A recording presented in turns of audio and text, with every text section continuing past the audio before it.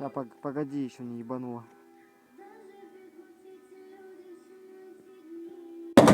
Вот теперь ебануло. Сука. Распидорасила костер. А куда улетела нахуй? Тут где-то вроде бы было.